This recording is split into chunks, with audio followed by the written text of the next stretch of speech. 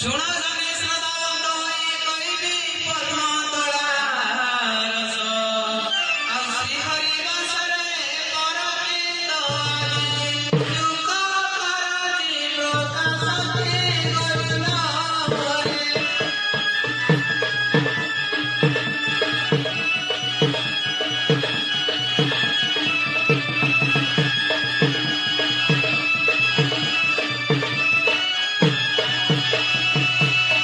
ଆଉ ଅଙ୍ଗଇ ଘାଟ ବାଟରେ ବନ୍ଦେଇ ଦଉ ପେଣ୍ଠ ବନ୍ଦେଇ ସମସ୍ତ ସାଇ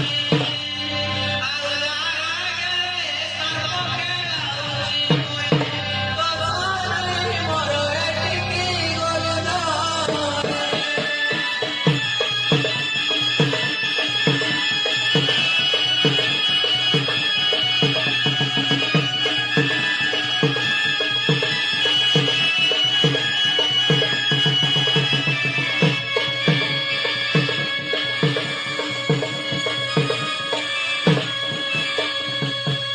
ଆଉ ଜଡ଼ ଲଗାଇ ଶୁଣାରେ ଭାଇ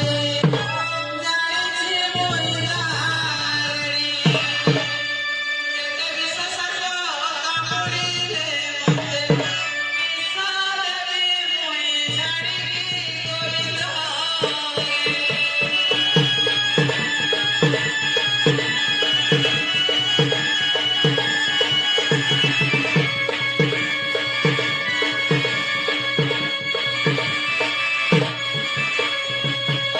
ଆଉ ଦଶର ଧରଣୀ ପଦ୍ମାବତୀ ରାଣୀ ଶିବରେ ଧରିତ୍ରୀ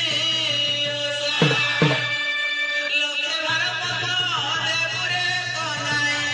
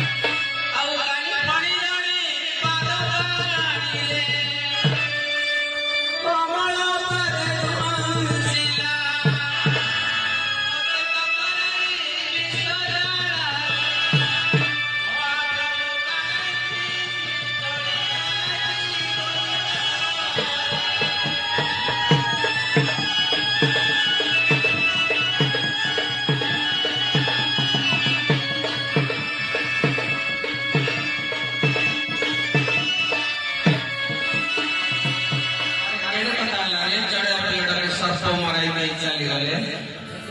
अरे जाओ